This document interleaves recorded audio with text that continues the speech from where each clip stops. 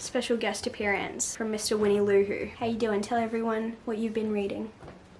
What have you been reading? Hello my sweet friends, welcome back. Today we're going to be talking about the books that I read in October. I feel like October was a bit of a weird reading month. I read a bunch from my Kindle, I read a bunch from my physical TBR, but I don't really feel like I walked away with a lot of new favorites. I feel like I had a few that were like slightly disappointing. I did have a couple that I really enjoyed, but obviously we will get into that in a moment. Starting off with our October TBR. These were the books that were on my October TBR, and these are the ones that I completed from my October TBR, which is honestly pretty good, especially because there were two that I didn't finish. However, one of those was Releasing 10, which is my current read. I'm like 30% of the way through it. However, it is taking me a minute to get through this book because it is really, really sad, and it honestly is making me a little bit anxious reading it. So I'm kind of taking my time with it, and it's taking me a bit longer than I expected to get through it, which is totally fine, but I promise I am reading it and I'll probably finish it in November. And then the other one that I didn't finish is Threads That Bind. However, I decided to do a bit of a soft DNF on this one because I made it to, I think, like page 150-ish. I made it almost halfway through the book and I just did not care, and I can't even tell you why. Like, I wish I could give you like an actual reason as to why I'm DNFing this book, but I don't like have a reason. The magic system is interesting, the characters are interesting, the relationships are interesting, but I just never wanted to pick this book up. Every time I picked it up, it was almost like forcing myself to because I knew I should. And I got to halfway and I was like, no, I can, you know, like I can keep reading it, I'll keep going. And then I was just like, why am I doing that? Like, why am I forcing myself to read this? So for no particular reason, I've decided to DNF it. Maybe I'll try going back to it when I'm like really in the mood for it or something. I do feel like it's a book that I just wasn't in the mood for, and maybe, I don't know, maybe that's the reason why I couldn't finish it. But I tried, I didn't succeed, and that's okay. We're not going to force ourselves to read books that we're not vibing with. That is how I went with my October TBR, but let's move into the books that I actually finished. So the first book that I finished in October was a very October-y read. Actually, not really in Australia because we're in spring right now, but it was a very fall read. I've seen everyone reading this book and loving it, and I obviously had to pick it up for myself. And I'm so glad that I did because it was my favorite book of the month. Like, we're starting off strong. Unfortunately, it does go a little bit downhill after this. Not like I hated every other book, but I didn't enjoy any as much as I enjoyed this one, unfortunately. But it is If It Makes You Happy by Julia Olivia. I read this on my Kindle and it was just so good. I gave it 4.5 stars. It is just like the perfect small town romance. It is a little bit Gilmore Girls-esque. Like, our female main character and our male main character kind of give like Luke and Lorelai vibes a little bit, but almost a little bit reversed. I guess you could say our female main character is not necessarily a people person. She's not the friendliest. She tries to be, but it just doesn't come very naturally to her, which is a little bit difficult for her because she is now running an inn. Her mother passed away very recently, and her mum and her dad were running this inn, and her little sister would love to officially like take it over, but her little sister has a little bit of college left. So she's like, while I finish my last like semester or so of college, how about you take it over and then I can come and, you know, fully take it over in like 6 months or so. So this older sister, very much giving eldest daughter energy, is like, yeah, I am a people pleaser, I'll do anything for my family, and I will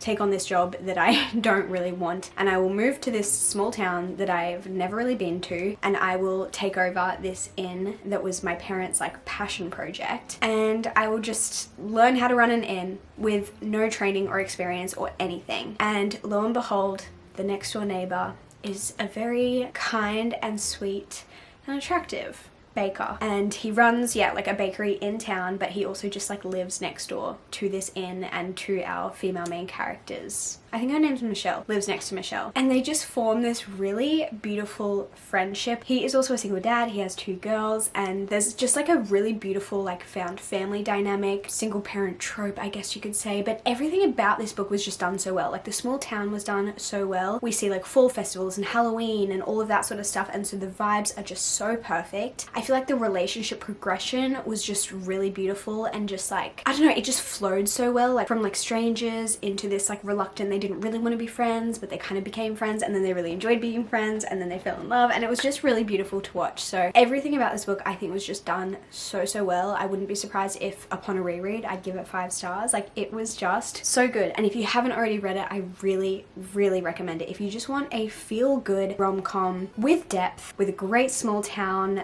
fall atmosphere, like, please, I'm begging you. The next book I read, I also don't have the physical copy of, but it was Blue Sisters by Coco Malors. Not exactly sure how to pronounce her name, but this is like a general fiction book, and it follows 3 sisters after the death of a 4th sister. So originally there were 4 siblings, one of them has passed away, and so now you are following the other 3 sisters in their grieving process, but you're also following so many things about them. Like, each chapter is kind of from each different sister's perspective. Like, you get to see inside all of their heads, and you get to see how they're thinking, and they're all extremely different women. I think the eldest sister is a lawyer, then one of the sisters is a professional boxer, and then the youngest sister is a model. So they all live completely different lives in completely different places, and you just see the effect that losing their sister has had on each of these women, and kind of like their coping mechanisms or lack thereof. And it is just fascinating. I feel like me explaining it like does not portray how fascinating this book is. We see family dynamics, of course, we see grief. There's a lot of talk about addiction in this book as a whole, because it kind of like runs through the family, and we see how addiction has kind of, I guess, come up for each of these women in different ways, and some of them like look healthier than others in terms of like what kind of form their addiction takes place in. It's just so interesting. If you love understanding people and understanding people's behavior and kind of like the psychology behind different things, I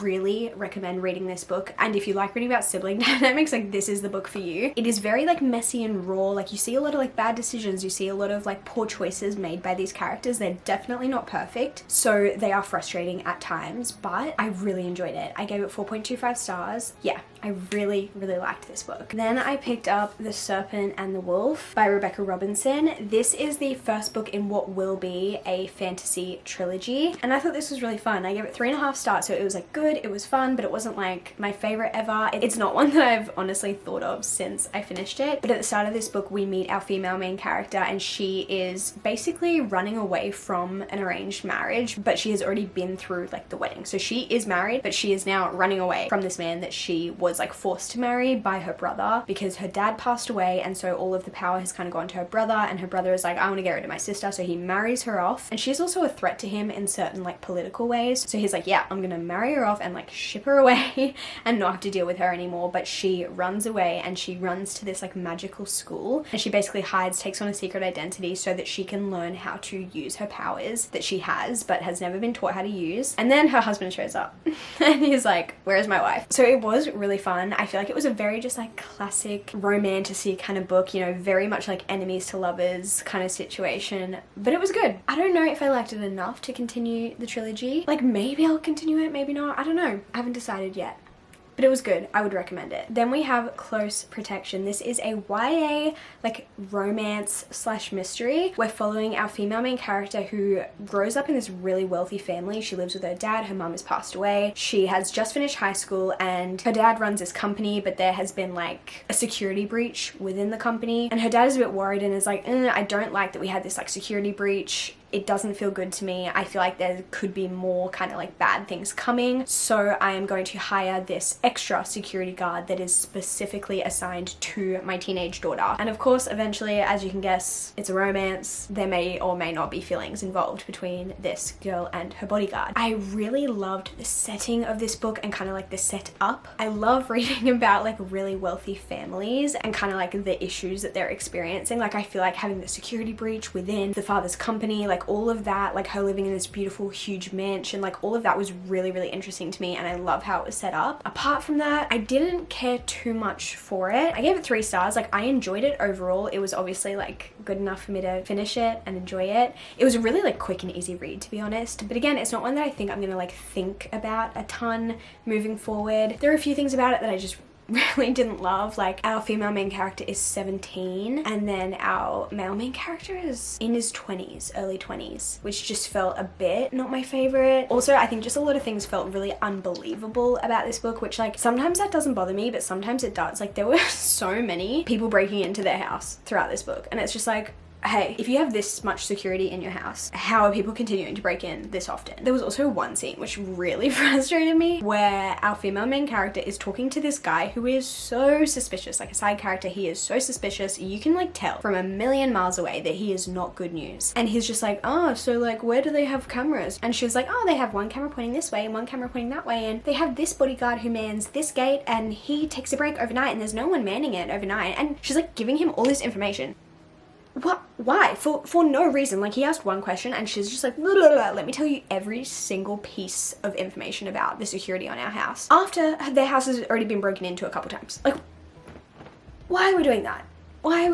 It just made no sense to me. So there was just a few things like that where I was just like, I don't know, ruins the vibe, takes you out of it a bit. So like overall, I had a good time. I'm glad I read it. It was a quick, easy read, like fast paced, went by super fast, but overall it just wasn't a favorite of mine. Then I picked up Nightweaver by R.M. Gray. I haven't heard anyone talk about this. This was sent to me by the publisher a while ago and I just like finally got around to reading it. And I quite enjoyed this. This was 3.5 stars for me, but honestly, like the last 100 pages or so of this book was like a 4.5 star. Like the start of it, like the first half was more of like a 3-star, and then the second half got a little bit better, and then the last 100 pages was just so good. I do think the book was a little bit long. It was over 400 pages and I just didn't feel like it needed to be. I haven't told you anything about what this book is about. Let me go back for a second. This book is about a family of pirates, but we are specifically following Asta. She is one of the daughters within this family, but yeah, her parents are pirates and then her and all of her siblings are pirates, which is such a vibe. Honestly, reading the back of this, I thought that the like pirate situation was going to be a bit of a bigger theme, but we kind of like flew past that. Like, they were pirates for like 20 seconds and then they were on land. But that kind of goes along with the story. So like they are pirates and the Nightweavers really don't get along, and she and her whole family are captured by a group of Nightweavers and they are taken to land, and they are taken specifically to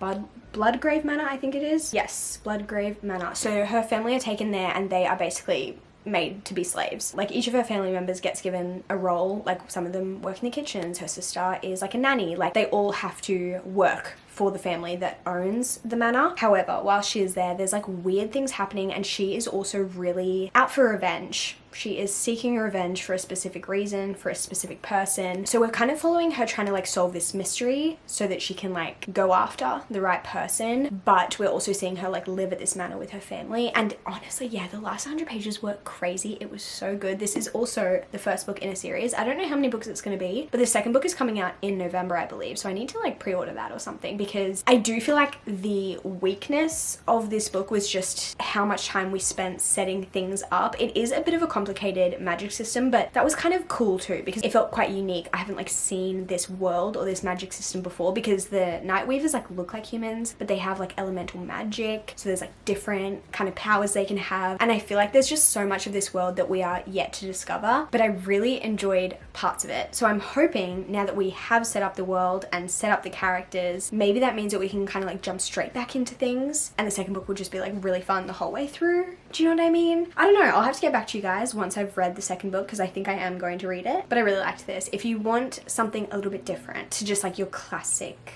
romantic kind of read, I do recommend this. Then we have Alchemy of Secrets by Stephanie Garber. I will say, I feel like going into this book, I did go in with quite high expectations, because other books by Stephanie Garber, I love them. I feel like she does whimsy so well. I have never seen more whimsical books than hers. Like, they are just so atmospheric. Like, the way the characters talk, like so charismatic, very like Alice in Wonderland. Like, you don't really understand what's going on. I don't know, they're just so fun. And honestly, reading this did make me want to go back and reread the Once Upon a Broken Heart like trilogy, because those were just so good. Those were such great books. And whilst this definitely felt like Stephanie Garber writing and it had that whimsical element to it, it just didn't hit the same, unfortunately. I still enjoyed this book. I still had like a great time, especially like towards the end of it. I feel like once you kind of like really, not that you ever like actually understand what's going on in this book, but once you kind of have grasped a few things, I feel like it got better and better. But it is a book where you just like really don't know what's going on majority of the time. You don't know who to trust, you don't know what's going on, you don't know what like the rules are of the world and how the magic works, like you just don't understand. And that is kind of the main point, because our main character has no idea what is going on. I guess the premise of this book is that our main character, she studied this class in college that was full of folklore and almost like fairy tale kind of stories, but she believes that they are all real, and she comes across kind of like one of the stories that she learned about in college, and she's just like, wait a second, I think this could be legit. And that kind of just like leads her down this rabbit hole of trying to figure out if these stories are real, and if they are real, what sort of implications do they have for her. And it ends up being a story of her just trying to survive and trying to live, which is a difficult thing for her to do in this story. So it is really interesting, but yeah, I just I just hate being confused like the whole time. I don't mind being confused some of the time, but it just felt like we never got to a point where we actually understood what was going on, and that was a little bit frustrating. And it just also felt like what was the point apart from just trying to live and survive? Like I just couldn't quite grasp what the point of the plot was, or what the point of the storyline was. We never really got a lot of depth about our characters, or a lot of like knowledge about our characters, so it felt hard to connect with them. But I still had a fun time. I did. So I think this is like a 3.5, 3.75 maybe, I'm not exactly sure, but I did enjoy it. I am intrigued to see where this series is going to go, because there is at least going to be one more book. I don't know how many books. Part of me is like, surely it's going to be a trilogy, just because Stephanie Garber like loves a trilogy, but I have no idea. I haven't actually looked into it, so we'll see. But I will definitely be continuing the series. Also, love this cover so much. Love it. Next up we have The Gilded Wolves and The Silvered Serpents. So The Gilded Wolves is actually a book that I've read previously, so this was a reread for me, but this is the first and second book in the Gilded Wolves trilogy. I think I found the books in the YA section of my bookstore, so I think it's YA. Yeah, like a YA fantasy series about kind of like a group of misfits who are trying to complete these like big missions. I feel like every time I talk about this series, I kind of compare it to Six of Crows, because I feel like that's the best way to kind of get the vibes, but it's definitely very different still. So like it has that like heist element, that found family element, that group of misfits who all have these like random strengths and abilities that end up kind of really helping the group. Like that is all very reminiscent of Six of Crows, but this is set in the 1800s. The first book is set in Paris, the second book is set in Russia, so like the vibe of the setting is very different. But yeah, they're just really fun. I truly cannot go past a found family trope. Like I am such a sucker for a found family trope, and I think I originally read the first book in this series because I'd heard it compared to Six of Crows, and I love Six of Crows. And I really do think it's like, if you liked Six of Crows and you want another series that kind of gives similar vibes but not too similar, I would definitely recommend this series. But also, if you haven't read Six of Crows and you want to read like a found family heist book, like please go read Six of Crows. You know what I mean? Like I don't think these like trump Six of Crows. But I did like the second book a little bit more than the first book, and I'm not sure if that's just because I spent more time with the characters by the time we got to the second book, so I felt more connected, so I enjoyed it more, or if it was just like a better plot. Like I honestly couldn't tell you, but I do think it's a really fun series, so definitely recommend these two. And then we have People Watching by Hannah Bonham Young. This is another cover that I absolutely love. Out on a Limb by Hannah Bonham Young is one of my favorite books ever. I loved it. 5 stars. Such a perfect romance book in my opinion. And I have read a bunch of other books by Hannah Bonham Young, and none of them have like quite surpassed Out on a Limb. Like that is just my favorite. And unfortunately this book also did not surpass Out on a Limb, which like, hey, can you get better than a perfect book? Maybe not. But every time I pick up a Hannah Bonham Young book, I think I just like hope and pray that it's gonna be just as good, if not better, than Out on a Limb, and every single time I'm disappointed. And is that like a me problem? Yes, I think it is. But is it still just part of the reading experience? Yes. I enjoyed this, I liked it, but it wasn't a total favorite of mine. It was like a 3.5 star read for me. I do think that part of me not enjoying this book is kind of not the book's fault. I picked up this book not knowing what it was about. Like I didn't care. I was like, it's Hannah Bonham Young, I'm gonna pick it up, I'm gonna read it. So I bought it, and then I was telling Liam, I was like, I love this author, like I'm so excited to read this new book, and he was like, what is it actually about? And I was like, oh, let me actually like read the back and let you know. And I started reading it, and I was like, it's a friends with benefits storyline. The whole premise is that our female main character is very inexperienced and our male main character is very experienced, and she kind of asks him to help her become more experienced. And that, unfortunately, is one of my least favorite tropes that I could read in a romance book. Like friends with benefits or like physical connections over emotional connections are just not my favorite. I love a deeply emotional romance where the physical side of things is like very much like later. Like I love a slow burn. I love a they didn't even kiss till like the 75% mark. Like I love that kind of vibe in my romance books, and friends with benefits tropes it doesn't happen like that. So I think a huge part of me like not loving this book is partly me picking up a book that had a trope that I know I don't like. So like that's my own fault. But in saying that, I don't love an unplanned pregnancy trope, and that is in Out on a Limb. That's the whole premise of Out on a Limb. So like, it's so hard to know whether you're gonna love a book or not, just like based on like the synopsis. But I will say some parts of this book that I really loved. Loved the small town setting, loved the family dynamics, and I do just love Hannah Burnham Young's writing. Like I really do like her writing. Like if I had to rate the first 100 pages, I would have given it like 4.5 stars or 5 stars. Like I loved it, loved the setup. But then as the story progressed, I just kind of loved it a little bit less. I still enjoyed it, still would recommend it, but it just like wasn't my favorite kind of romance, and that's okay. The next book that I read was The Academy by Ellen Hildebrand and Shelby Cunningham, which is Ellen Hildebrand's daughter. I read it on my Kindle and this was so much fun. I really enjoyed this book. I gave it 4 stars. I guess it's just like a fiction book, but it has a few kind of like mystery elements in it. There's a lot of like drama, gossip, rumors, a bit of like a Gossip Girl moment in it. It's a book set at this private prep school, like high school, and we're following a mix of like staff, students and teachers, and there are just so many people that have secrets, which is just I eat it up every time. I love drama, I love secrets, but we're specifically following mostly like the juniors, like that year level. Like we're following the new girl who comes to school, we're following 2 of the new teachers who are a bit younger, a bit more like cool. We're following kind of like the head lady, head mistress kind of woman, a couple of the other like staff members, I think like the guidance counselor, and just a bunch of people. And yeah, like I said, there's just like a lot of secrets, a lot of mystery, a lot of trying to like figure out who the good people are, who the bad people are. And it's just fun. Like I wouldn't say it's like the most plot driven or the most character driven book I've ever read, but I was still like so invested. I was so connected, which I just like don't understand. But I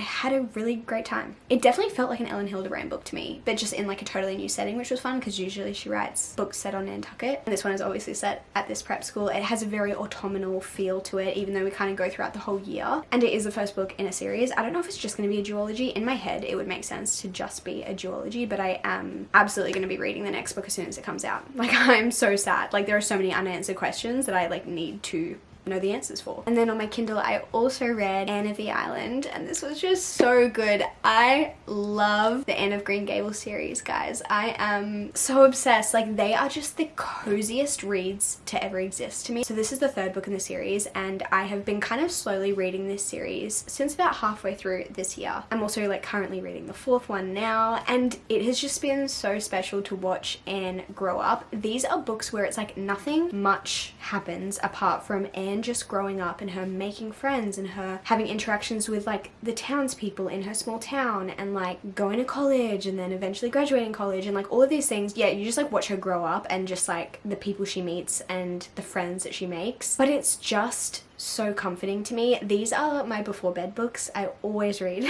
like at least a chapter of Anne of Green Gables before going to sleep, especially if my like actual current read is like a fantasy or something a bit spooky, or like right now I'm reading Releasing 10, which is really heavy. So I love like reading a bit of Releasing 10 but then finishing off my night with a chapter or 2 of Anne of Green Gables where it's just like everyone's happy. Like there aren't like the biggest problems in the world. Like I don't know, it's just so comforting to me. I love this series so much, and I definitely foresee this series being one of those series that I come back to again and again throughout my life. Like I can't wait for like one day, if I ever have a daughter, maybe reading these books to her or with her, because I wish I'd read these when I was younger. Like I wish I'd read these books when I was growing up, and my mum loved them, so I don't know like why I didn't read them when I was younger. Like I feel like my grandma loved them, my mum loved them, so I'm like so shocked that I didn't read it until this time in my life when I'm definitely not the target audience anymore. anymore, but I love Anne. She is like a part of me now, which sounds like so dumb to say, but if you love Anne of Green Gables, I'm sure you will understand. But yeah, these books aren't like much of anything.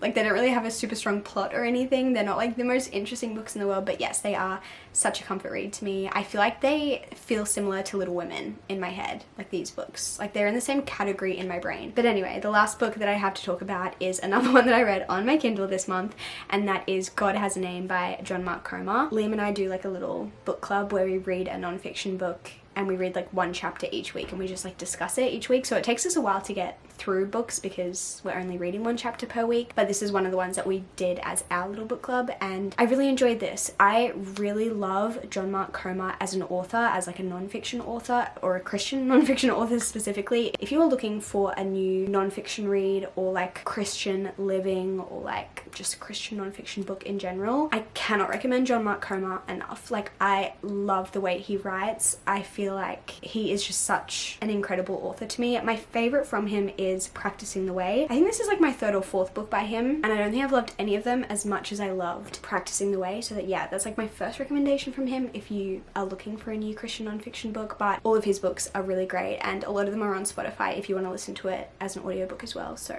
really recommend all of his stuff. But yeah, those are the books that I read in October and all of my thoughts about them all. Like I said, I didn't really have like too many like ultimate favorites, but I read a bunch of books and I had fun, I had a good time, and I can't believe we have 2 months left of 2025. That is absolutely insane. I would love to know what your favorite book from October was. Like I mentioned, mine was If It Makes You Happy. Such a good read, and such a good October read as well. But yeah, I love you guys so much, and I will see you in my next video very soon. Goodbye.